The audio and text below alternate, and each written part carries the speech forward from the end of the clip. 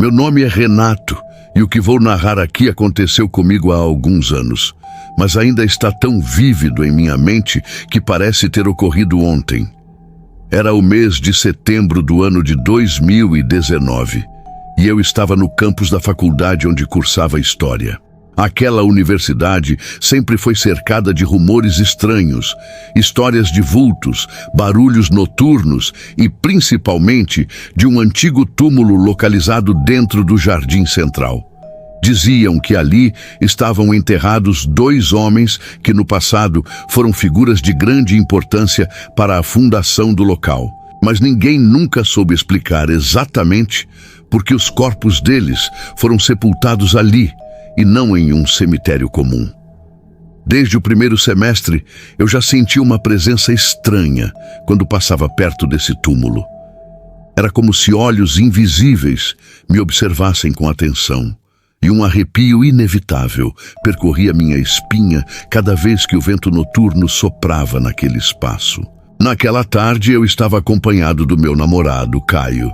Estávamos conversando em um banco próximo à biblioteca, quando ele, tomado por uma ousadia quase infantil, sugeriu que tentássemos invocar algum espírito para ver se algo aconteceria.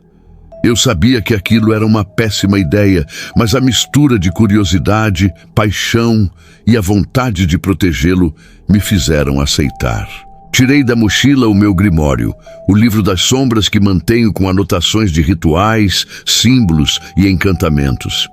Fiz um pequeno círculo no chão usando giz branco que eu sempre carregava para práticas de proteção e acendi um incenso de arruda. Uma colega chamada Jéssica estava conosco, mas ao perceber o que faríamos, recusou-se a participar, dizendo que não queria se envolver com esse tipo de coisa.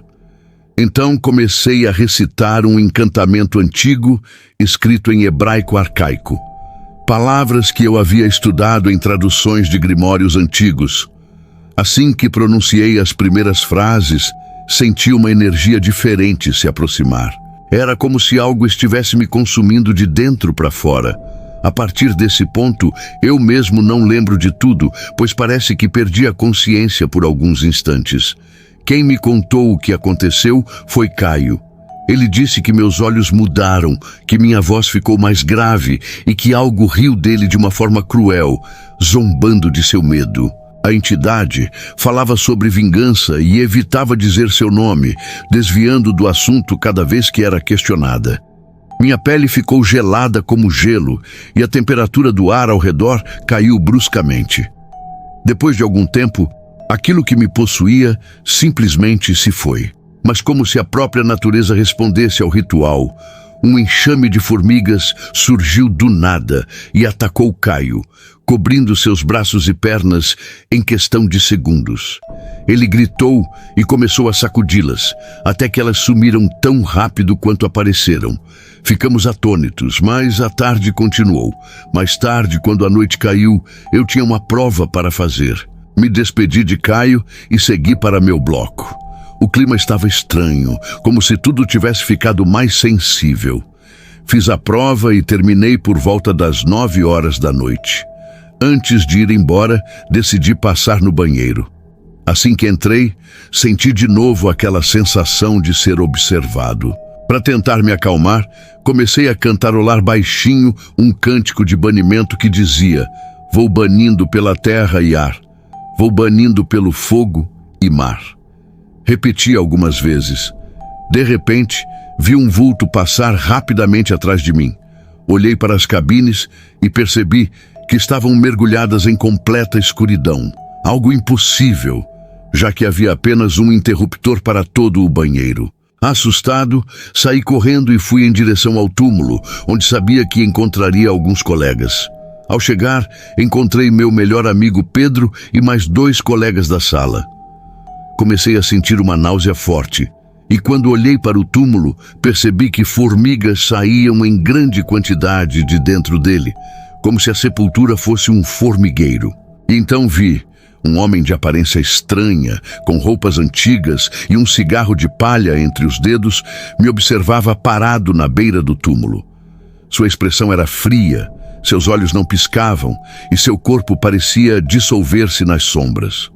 No meu grimório, eu tinha anotado um feitiço específico para aprisionar entidades em determinados locais. Desesperado, peguei o livro e comecei a recitar os versos, desenhando com o dedo símbolos invisíveis no ar.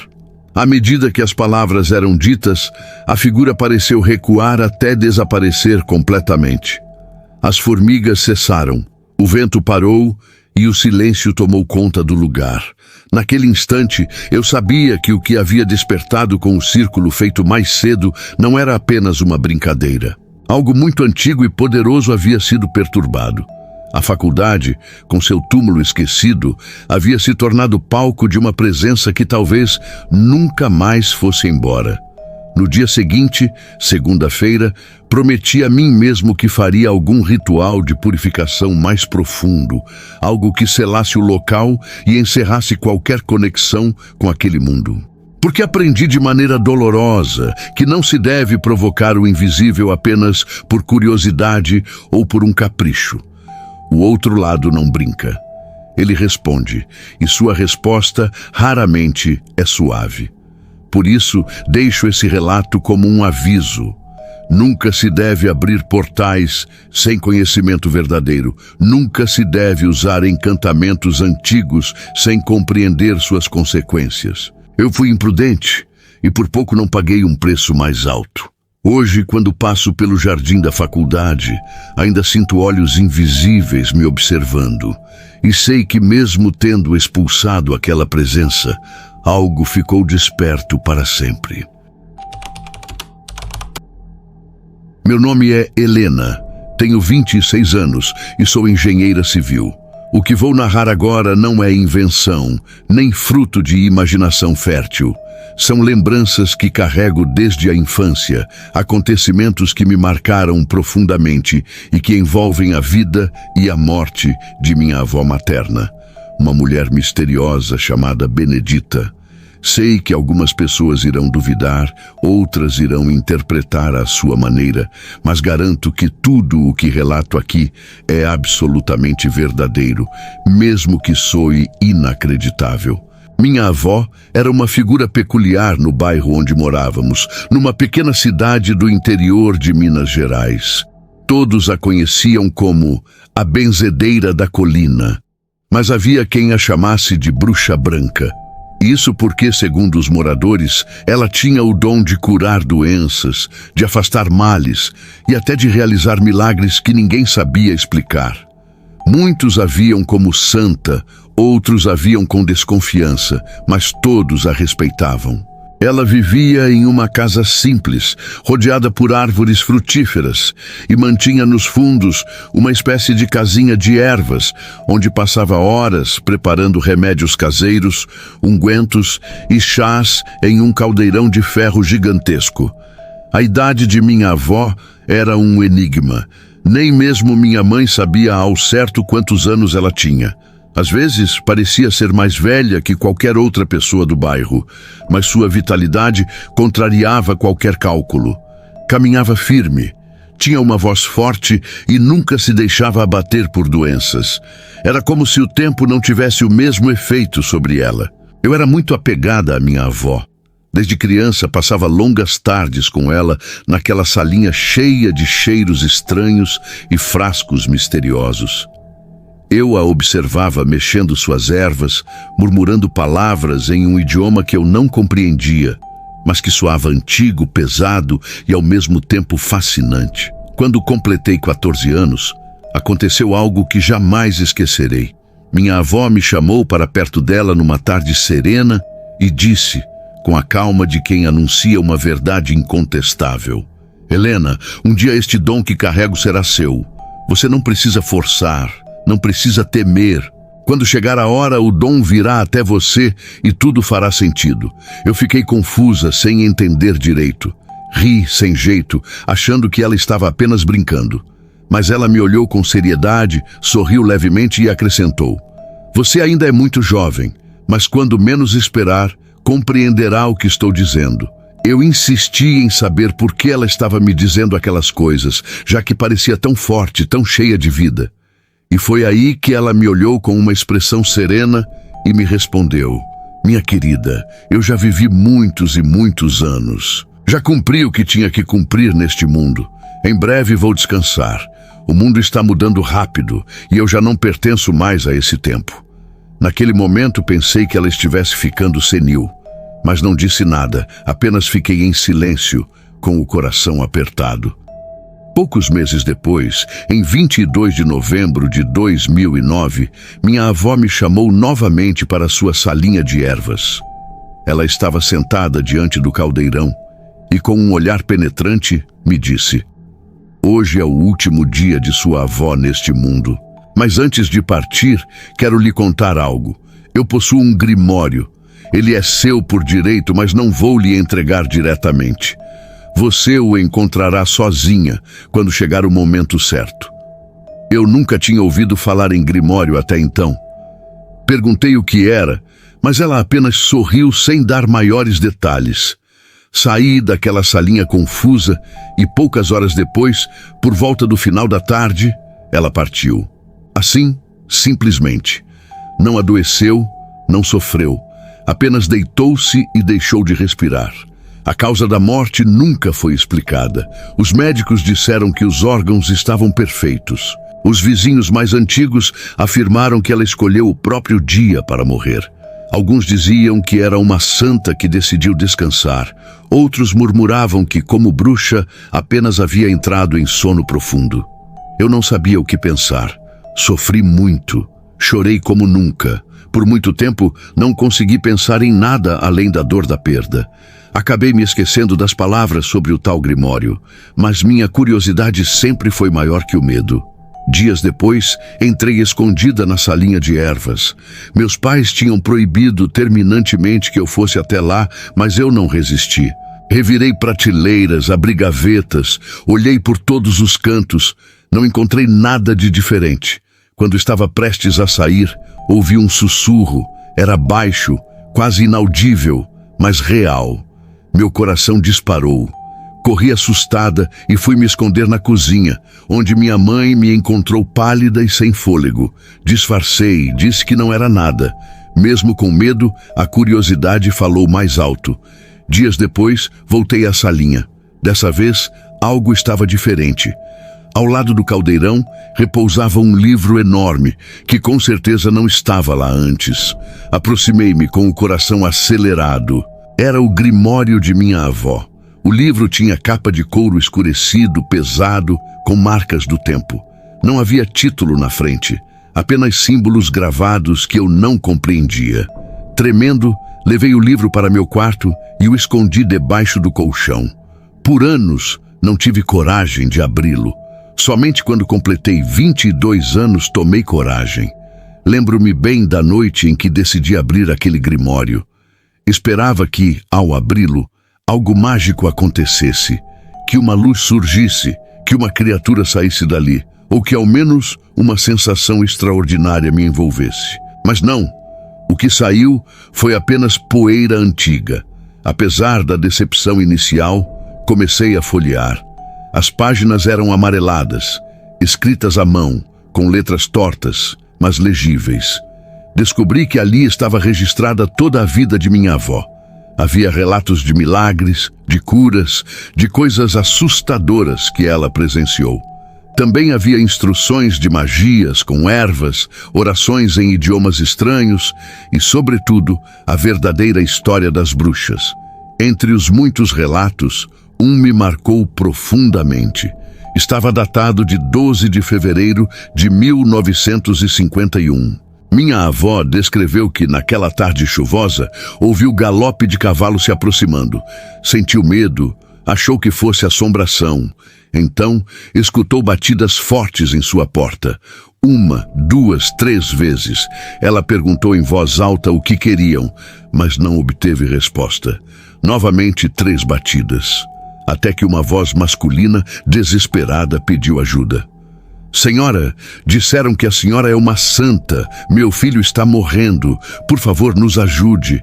Minha avó descreveu que abriu a porta e viu um homem montado em um cavalo negro, de chapéu e sobretudo escuros. Ele parecia exausto, mas insistiu em levá-la até a casa. Ela aceitou.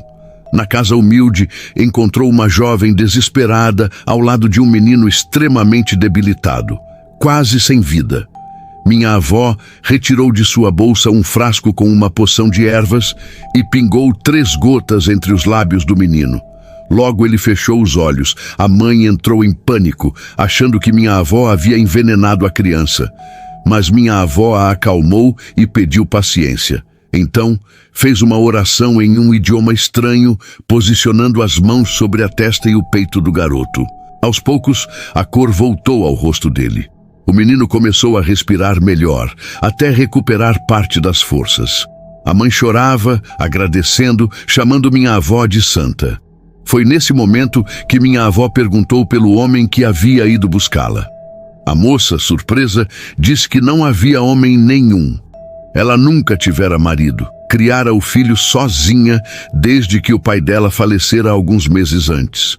Minha avó descreveu que gelou ao ouvir isso, pois o homem que a buscou correspondia exatamente à descrição do pai da moça. Naquele dia, minha avó compreendeu que até mesmo os mortos ainda vinham procurá-la quando precisavam de auxílio. Esse foi apenas um dos relatos que li no Grimório. Havia muitos outros, sobre pessoas que tentaram envenenar familiares, sobre espíritos que se manifestaram em busca de justiça, sobre curas inexplicáveis e até sobre vinganças que recaíram contra quem praticava o mal. Cada página me fazia tremer, mas eu não conseguia parar de ler. Senti que, de alguma forma, minha avó estava me preparando para algo. Hoje, ao recordar tudo isso, percebo que o Grimório não era apenas um livro, era a herança espiritual dela, um registro de saberes e experiências que ultrapassam a compreensão comum. Eu ainda guardo esse Grimório comigo, bem escondido, e confesso que, até hoje, tenho medo de explorar todas as páginas. Algo me diz que algumas revelações ainda não estão prontas para serem compreendidas. Mas sei de uma coisa: o dom de minha avó, de alguma forma, está comigo. Às vezes, sinto presságios, ouço sussurros, tenho sonhos que depois se realizam. Não sei se quero assumir esse fardo, mas talvez o destino não me dê escolha. Meu nome é Renato, tenho 28 anos e moro na região de Indaiatuba, interior de São Paulo. Desde cedo sempre fui uma pessoa curiosa, alguém que buscava compreender coisas que estavam além do alcance da razão. Mas jamais poderia imaginar que minha curiosidade me levaria a atravessar caminhos sombrios e perigosos, que quase destruíram não apenas a minha vida, mas também a de outras pessoas que passaram pelo meu caminho. Tudo começou de forma inocente, quando participei de um evento de cultura japonesa em uma cidade próxima. Eu não esperava nada grandioso, apenas passar o tempo e conhecer gente nova. Foi lá que conheci uma jovem encantadora chamada Aiko, de origem japonesa. Ela era delicada, gentil, carinhosa e tinha uma doçura em sua voz que me cativou imediatamente. Desde o primeiro instante em que a vi, meu coração disparou de uma forma que nunca havia acontecido antes. Era como se eu tivesse finalmente encontrado a mulher ideal, aquela que parecia ter sido moldada para mim. No entanto, meu maior tormento veio pouco depois. Descobri que Aiko era casada. O pior é que seu marido se chamava Renato, o mesmo nome que o meu. Era como se o destino estivesse zombando de mim. Ainda assim, não consegui me afastar. Resolvi me aproximar como amigo, mantendo um convívio aparentemente inocente, mas no fundo carregava a intenção secreta de conquistar seu coração. Com o passar do tempo, fui conhecendo detalhes de seu casamento. Aos poucos, Aiko começou a se abrir comigo, reclamar de sua relação e confidenciar aspectos íntimos que um casal deveria guardar para si.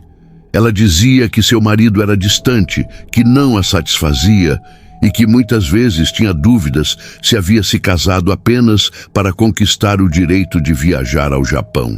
Cada uma dessas palavras alimentava ainda mais a chama do meu desejo por ela, e dentro de mim nascia uma convicção perigosa. Eu seria um companheiro muito melhor para ela.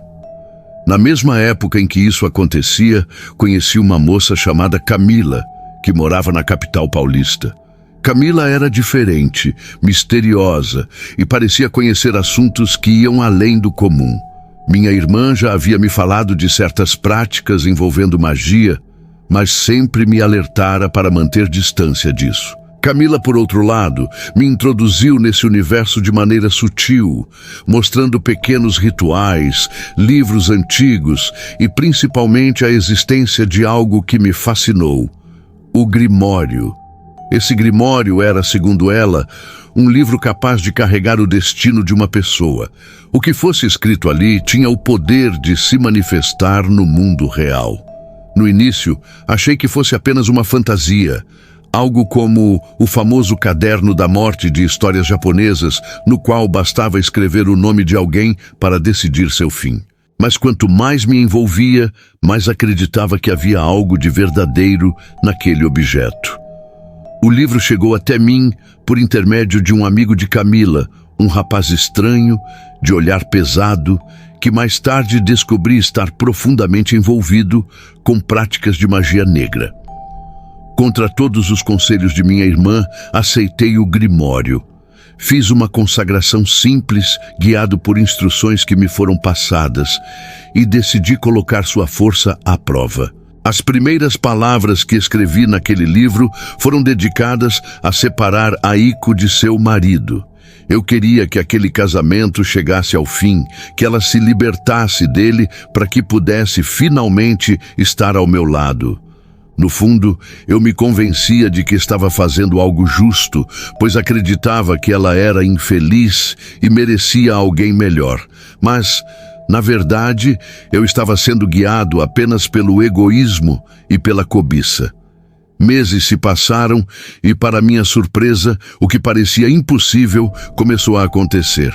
As brigas entre Aiko e o marido se intensificaram. Até que no começo do ano de 2018, a separação veio de forma definitiva.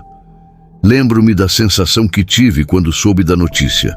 Uma mistura de euforia, medo e incredulidade. Parte de mim acreditava que havia sido o Grimório, parte de mim achava que era apenas coincidência, mas no fundo eu sabia que tinha aberto uma porta perigosa.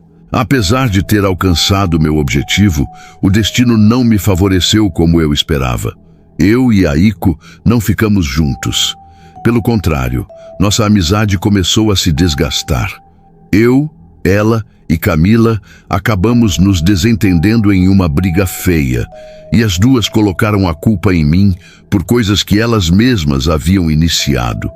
Por ser o único homem solteiro daquele círculo, foi fácil me apontarem como traidor, aproveitador, um verdadeiro talarico. Durante algum tempo me afastei de tudo e de todos, tentando entender o que havia acontecido. Foi nesse período que o inesperado aconteceu. O ex-marido de Aiko veio me procurar. Ele estava destruído, completamente abatido pelo fim do casamento. Conversamos por horas e ali percebi que nada do que Aiko havia me dito correspondia à realidade. O rapaz não era aquele monstro frio e distante que ela descrevia. Pelo contrário, era sensível, apaixonado e havia dedicado tudo de si ao relacionamento. Ela havia sido sua primeira namorada e agora ele estava em frangalhos. Foi então que tomei a decisão de abrir o jogo. Contei a ele coisas que talvez não devesse. Expus segredos que até hoje me perseguem. Ao fazer isso, despertei a fúria de Aiko, que passou a me atacar com palavras duras, me culpando por tudo. Mas eu estava convencido de que havia feito a coisa certa, ainda que de forma tardia. Depois desse episódio, nunca mais mexi naquele Grimório. Passei a chamá-lo de O Livro do Destino. Mas percebi que, na verdade, era uma prisão. Uma corrente que me mantinha atado a erros cada vez mais graves. Continuei com ele guardado, mas não tive mais coragem de escrever uma única palavra. O tempo passou E de maneira inexplicável, o livro simplesmente desapareceu. Sumiu junto com uma mala de viagem que eu havia preparado. Não sei se alguém o levou, se foi perdido ou se simplesmente se desfez. Só sei que nunca mais o vi. Coincidentemente, pouco depois desse desaparecimento, comecei a frequentar uma igreja evangélica. Era algo que eu nunca imaginei para minha vida, pois sempre critiquei minha irmã por seguir esse caminho. Mas dentro da igreja, percebi que havia algo verdadeiro naquilo que ela dizia. Magia é energia antiga, e lidar com o que não se entende pode abrir feridas irreversíveis. Hoje, mantenho uma amizade com o ex-marido de Aiko, um laço que carrego como forma de redenção. De certa forma, sinto que devo ajudá-lo sempre que possível, já que contribuí, mesmo que indiretamente, para a destruição de sua vida conjugal. Sei que aquela separação provavelmente já estava escrita nas linhas do tempo, mas o fato de eu ter interferido com aquele grimório me coloca como cúmplice de algo maior. Peço perdão a Deus todos os dias pelos meus erros, principalmente pelos que cometi movido pela ganância e pelo desejo cego, como foi o caso de usar aquele livro maldito. Deixo aqui um conselho a todos que escutam meu relato. Não se deixem dominar pela pressa, pela cobiça e pelo desejo de possuir o que pertence ao outro. Quando você mexe com forças desconhecidas, sejam espirituais ou humanas, pode acabar destruindo não apenas a vida dos outros, mas também a sua. O preço a pagar é sempre muito maior do que você imagina. E se você está sozinho, solteiro há muito tempo, não busque atalhos. O amor verdadeiro chega no momento certo. E quando é de verdade, não precisa de feitiços, não precisa de manipulação. Esperar pode ser doloroso, mas é infinitamente menos doloroso do que carregar a culpa de ter desfeito famílias, destruído lares e manchado sua própria alma. Esse é o meu relato. Essa é a marca que carrego para sempre em minha memória. O relato do grimório da minha avó expõe uma linha tênue entre fé, magia e mistério. O que chama a atenção não é apenas o poder inexplicável que ela parecia ter, mas também a forma como a comunidade a via, alguns como santa, outros como bruxa. Isso revela como a interpretação do sobrenatural depende mais da perspectiva humana do que do fenômeno em si. A questão que fica é: até que ponto os dons espirituais são um presente? E até que ponto se tornam um fardo que atravessa gerações? O grimório foi apenas um instrumento, mas a verdadeira raiz do mal estava dentro de mim. Minha ambição, minha incapacidade de esperar, meu egoísmo em querer o que não era meu. Esse é o verdadeiro perigo da magia. Não o livro, não o ritual, mas a fraqueza humana em ceder às tentações. O erro de muitos é acreditar que o mundo espiritual é apenas diversão ou fantasia. Mas o que vi me provou que há forças que não podem ser tratadas como um jogo. E eu digo com toda sinceridade, se tivesse ouvido os conselhos de meus pais, se tivesse respeitado mais a prudência e a disciplina, talvez nunca tivesse passado por essa experiência. Ser desobediente e agir por impulso foi terrível. E o preço quase foi a própria sanidade. Você também pode enviar seu relato para o e-mail na descrição. Até a próxima.